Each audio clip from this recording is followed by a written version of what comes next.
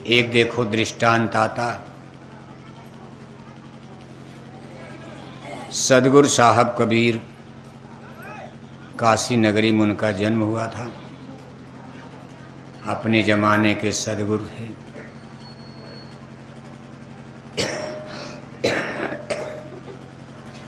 उनका नाम करीब करीब सब लोग जानते भी हैं। काशी यानी बनारस में जन्म हुआ था। एक बार गंगा नदी पार करके एक गांव में गए तो एक चौधरी बेचारे बूढ़े आदमी स्नान करके भोजन करके बड़ी भारी पगड़ी बांधे अपनी कोठी हवेली के सामने आराम से पलंग पर सो रहे थे। अब बुढ़ापे में आदमी कोई काम तो कर नहीं पाता, आराम से नहाएगा, भोजन करेगा, सोएगा, दरवाजे पर पड़ा रहता। साहब कबीर लगे उनको सत्संग सुनाने।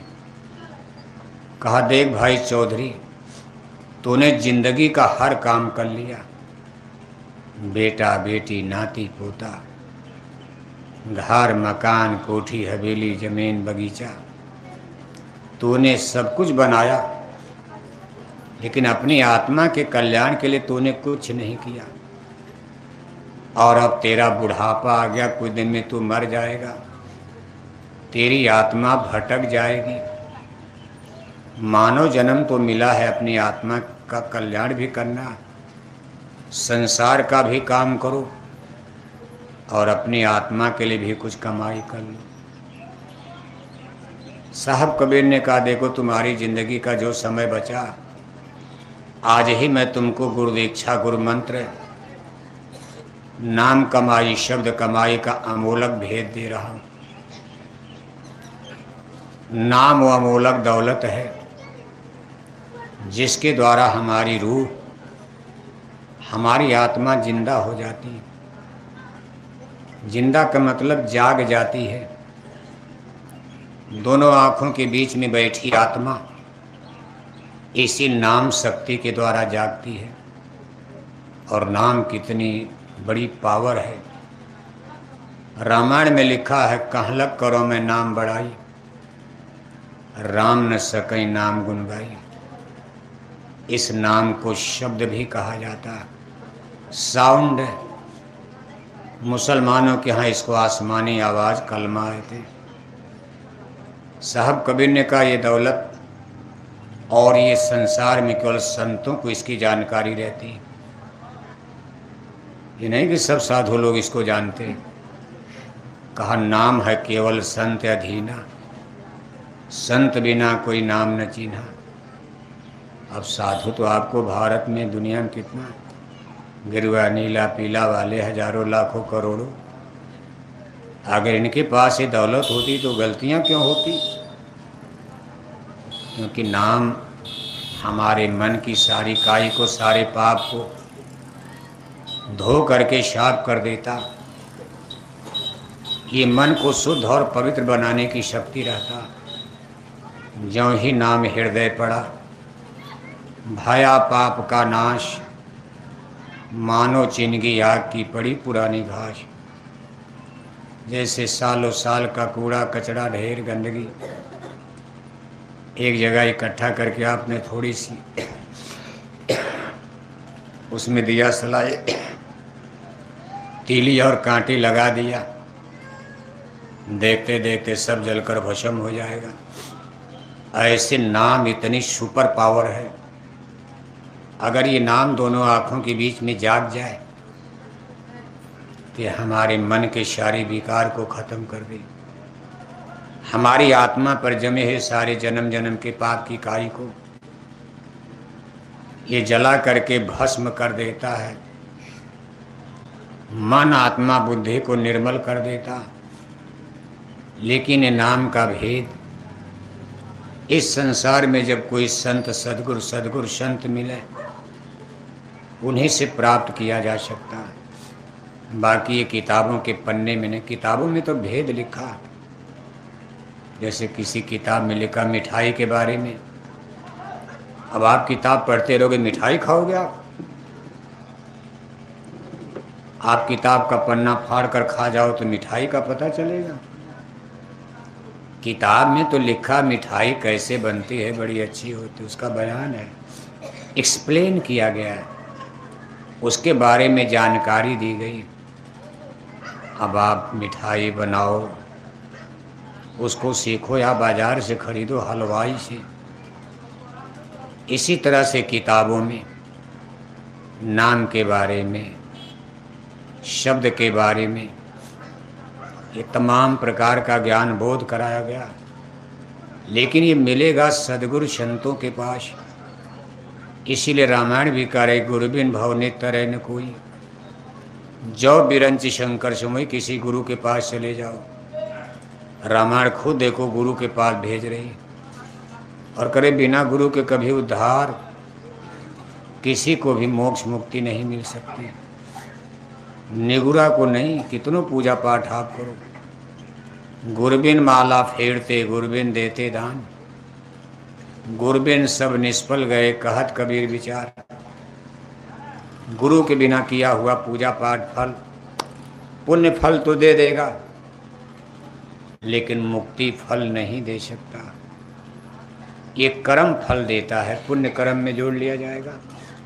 आप गंगा नहाए, यमुना नहाए, मंदिर गए, देवालय गए, शिवालय गए, पूजा पाठ सब करते हो, रामायण पढ़ते हो, गीता पढ़ते हो, इसका पुण्य फल आपको मिल जाएगा। बाकी मोक्ष और मुक्ति तो संतों के अधीन है, सदगुरु। इसीलिए संसार में जितने लोग ईश्वर को प्राप्त किए हैं, भगवान को किसी न किसी गुरु के सहारे किए। सबका इतिहास पढ़ो, सतयुग, त्रेता, द्वापर, कलयुग, सब लोगों ने कोई इनको बिना गुरु के आदमी, गुरबिन हो न ज्ञान। स्कूल न जाओ, मास्टर न मिले तो काका गागा नहीं पढ़ पाओगे, ABCD का ज्ञान नहीं होगा। अगर मास्टर न पढ़ाए तो कौन पढ़ पाएगा। साहब कबीर कह रहे कि ले चौधरी मैं नाम दान देता हूँ। ये नाम कमाई, शब्द कमाई, सुबह शाम थोड़ा करना, मौत आने के पहले धीरे धीरे आत्मधन नाम धन का अनमोल खजाना, जैसे बूंद बूंद से घड़ा भरता, इसी तरह इकट्ठा हो जाएगा। मौत के बाद यही तेरी जीवात्मा की रक्षा करेगा। लेकिन अब संतों का सत्संग, जीव के ऊपर इतना माया का पर्दा है, जल्दी समझ में नहीं बैठता।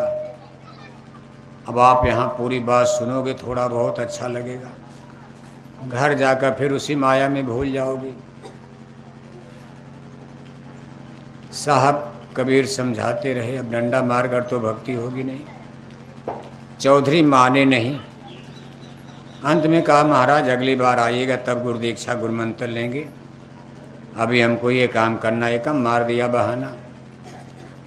साहब कबीर ने कहा मान लो मेरे आने में देर हो जाए और तुम्हारी मौत हो जाए, तब क्या करोगे।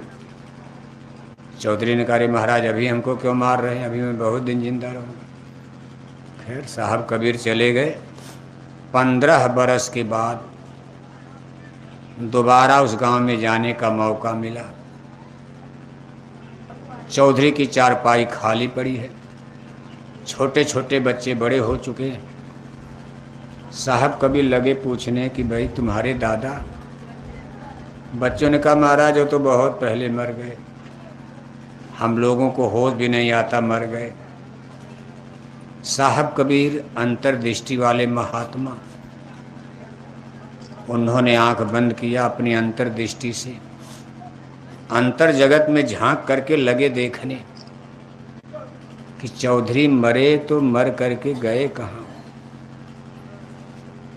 तो चौधरी अपने घर में गाय भैंस बहुत पालते थे, दाना चारा पानी तो सबको देते थे, लेकिन एक गाय से उनका बड़ा प्रेम था, क्योंकि वो गाय दूध ज़्यादा देती थी। उसको दाना चारा पानी, उसकी सेवा हुआ। अब उससे इनका इतना लगाव, अपने बेटा बेटी को उतना नहीं मानते जितना उस गाय को, प्यारी गाय को मानते थे।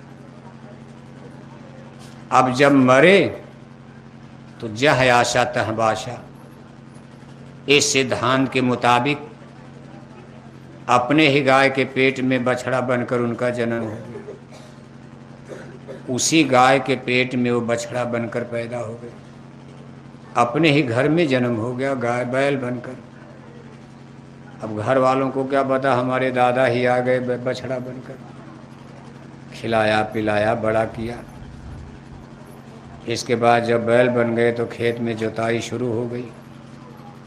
अब नाती पोता जोता 2-4 डंडा रोज पीठ पर बजा रहे हैं। 2-4 साल घर वालों ने पीठ पर डंडा बजाया। फिर उनके घर वालों ने बगल के गांव में गाड़ीवान को बेच दिया। जब बैल वहाँ गया तो 2-4 साल गाड़ीवान गाड़ी में नाद करके मंडी बाजार से सामान लाने ले जाने में 2-4 साल गाड़ीवान ने डंडा बजाया। इसके बाद गाड़ीवान ने बगल के गांव में तेली को बेच दिया कोल्हू में तेल पेरने के लिए। 2-3 साल तक तेली ने डंडा बजाया। अब बैल की उम्र ही क्या हो, तब तक बैल बुढ़ा हो गया। तेली ने ले जा करके कसाई के हाथ बनारस में बेच दिया। कसाई ने उनकी बोटी बोटी काट के मांस तो बेच दिया, चमड़ी को छील करके केमिकल मसाला लगा कर कमाई करके ढोल नगारा बजाने वालों को बेच दिया। ढोल नगारा बजाने वालों ने अपने ढोल नगारे पर कस दिया। चौधरी के चमड़े की बन गई ढोल, धम धम बजने लगी। कुछ दिन के बाद चौधरी के घर में पड़ी शादी। अब उनके बच्चे सोच रहे भाई किसी नाचने वाले का कंपनी का सट्टा हो जाए। संजोग देखो उसी कंपनी के पास पहुंच गए जहां दादा के चमड़े की ढोल बनी थी। दिन तारीख मुकाम सब नोट करवा दिया। ये दिन हमारे घर में आपको नाच गाना करना। समय 100 लोग आ गए। खाना पीना खा के नाच गाना शुरू हो गया। चौधरी के घर में आज उनकी ही चमड़ी की ढोल बज रही। साहब कबीर अपने परम श्री धर्मदास के साथ गांव के सिवान से जंगल से उसी समय रात में गुजर रहे थे। उन्होंने जब चौधरी के घर में ढोल की आवाज़ सुनी,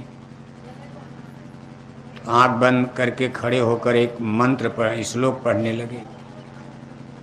कहा, बैल बने हल में जुते, फिर गाड़ी में दीन, तेली के कोल्हू चले, बेच कसाई दीन। मांस कटी बोटी बिकी, चमड़न मढ़ी नगार, कछु करम बाकी अभी ऊपर पड़ती मार। धर्मदास ने कहा, गुरु महाराज आप ये किसको सुना रहे हैं? यहाँ जंगल में तो कोई है नहीं, केवल मैं हूँ।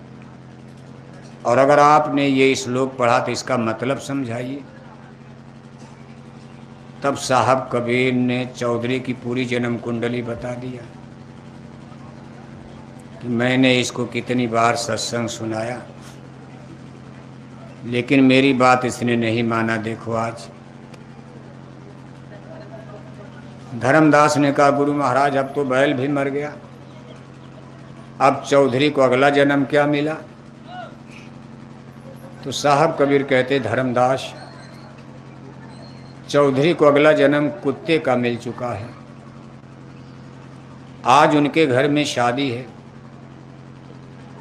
सब लोग भोजन करके जूठी पत्तल फेंक रहे, चौधरी उसी जूठी पत्तल को चाट रहे हैं और गांव के कुत्ते उनको काट रहे हैं।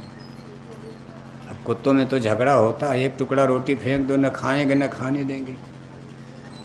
अपने ही घर में जूठी पत्तल के लिए भी झगड़ा हो रहा। धर्मदास ने कहा, गुरु महाराज मान लो चौधरी ने आपका गुरुमंत्र गुरु दीक्षा नामदान नहीं पाया, लेकिन आप जैसे संत सदगुरु का दर्शन और सत्संग तो मिला। और हमारे धर्म ग्रंथ कहते कि संत दरस जिम पातक टरही, संतों महात्माओं के दर्शन से ही कितने जन्मों के पाप मिट जाते हैं।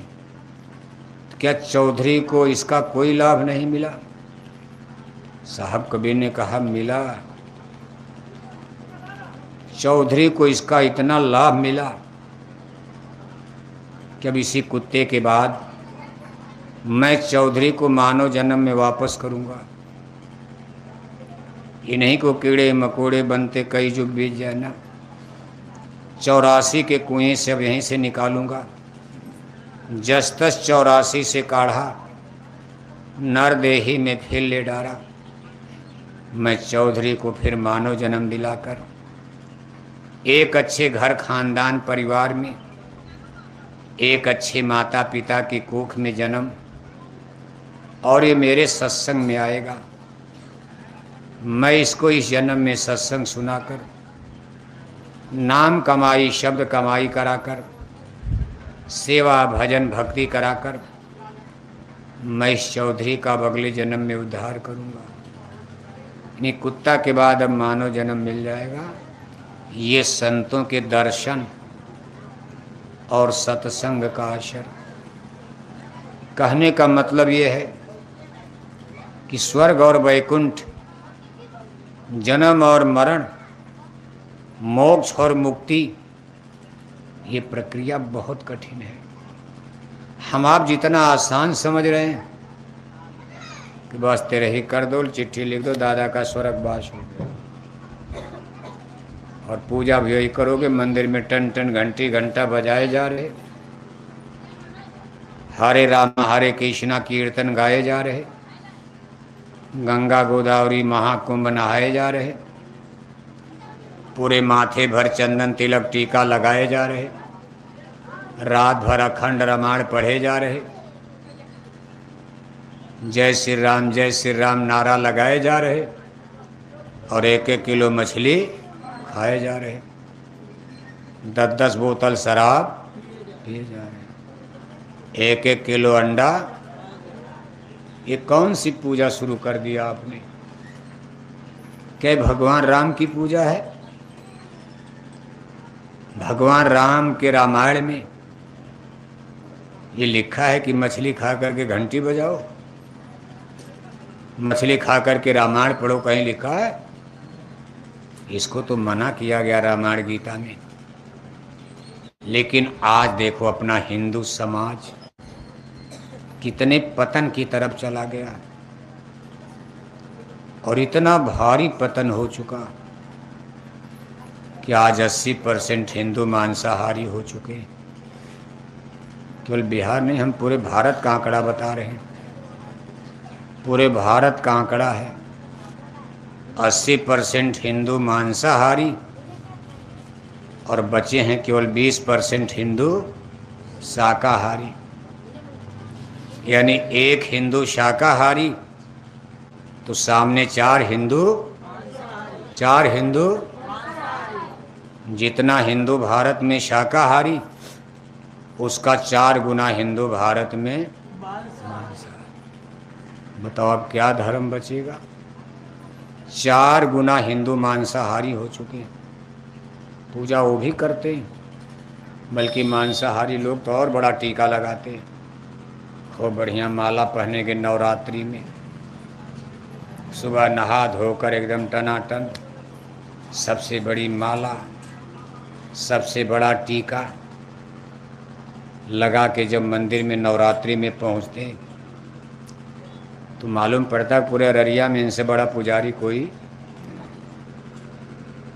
लेकिन 9 दिन की नवरात्रि खत्म हो गई, फिर अंडा खाना शुरू, फिर मछली खाना शुरू, फिर गांजा शराब पीना शुरू कर दिया। ये चीज़ें हमारे आपकी धर्म संस्कृति को, इस कल्चर को देखो नष्ट कर रही है। भगवान राम का धर्म कल्चर संस्कृति क्या थी, और रावण की धर्म संस्कृति क्या थी? दोनों में कुछ अंतर था। रावण कोई मुसलमान थे? आज तो मान लो हिंदू मुसलमान की बात की जाती, लेकिन रावण तो मुसलमान नहीं थे। रावण तो ब्राह्मण हैं, राम क्षत्रिय हैं, लेकिन उन लोगों की कल्चर में, उनकी धर्म संस्कृति में अंतर आ गया। प्रभु श्री रामचंद्र जी का धर्म शाकाहारी और 4 वेद के पंडित राजा रावण का धर्म रावण का धर्म रावण का धर्म राम का धर्म और आपका धर्म हैं। अब इसमें भी तो 2 गोल बन जाएगी, जितने लोग बैठे हो, कुछ शाकाहारी कुछ मांसाहारी, उसी का तो झगड़ा होता है। झगड़ा केवल हिंदू मुसलमान का नहीं है। राम के जमाने में कहाँ मुसलमान थे, फिर भी युद्ध हुआ है, धर्म युद्ध है। सोने की लंका को मिट्टी में मिलाया भगवान राम ने। 4 वेद के विद्वान पंडित राजा का इनकाउंटर किया।